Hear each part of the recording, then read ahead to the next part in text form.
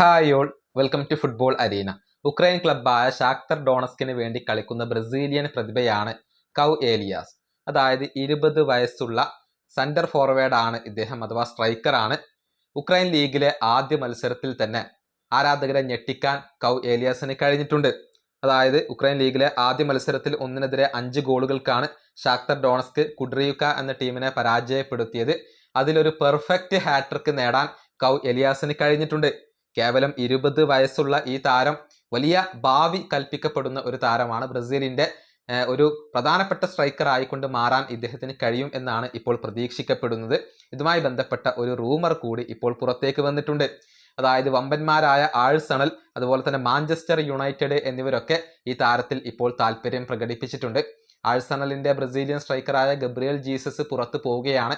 അദ്ദേഹത്തിന്റെ പകരം കൗ ഏലിയാസിനെ കൊണ്ടുവരാനാണ് ഗണ്ണേഴ്സിന് ഇപ്പോൾ താല്പര്യമുള്ളത്.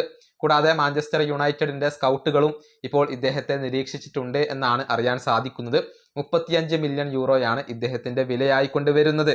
ഏതായാലും ഭാവിയിൽ മികച്ച ഒരു ക്ലബിൽ കൗ ഏലിയാസ് എത്തും എന്ന കാര്യത്തിൽ ഇപ്പോൾ സംശയങ്ങൾ ഒന്നുമില്ല.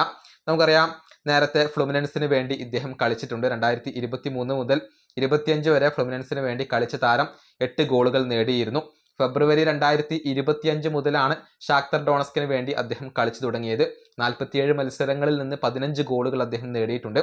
ബ്രസീലിന്റെ അണ്ടർ 17 ടീമിന് വേണ്ടി 12 മത്സരങ്ങളിൽ നിന്ന് 9 ഗോളുകൾ നേടാൻ കഴിഞ്ഞിട്ടുള്ള ഒരു സ്ട്രൈക്കർ കൂടിയാണ് കൗ ഏലിയാസ്. അങ്ങനെ കളിച്ചിടത്തെല്ലാം മികച്ച രൂപത്തിൽ പെർഫോം ചെയ്യാൻ അദ്ദേഹത്തിന് കഴിഞ്ഞിട്ടുണ്ട്. ഭാവിയിൽ കാർലോ ആഞ്ചലോട്ടി ബ്രസീലിയൻ ടീമിലേക്ക് കൗ ഏലിയാസിനെ കൊണ്ടുവരും എന്നാണ് ഇപ്പോൾ പ്രതീക്ഷിക്കപ്പെടുന്നത്.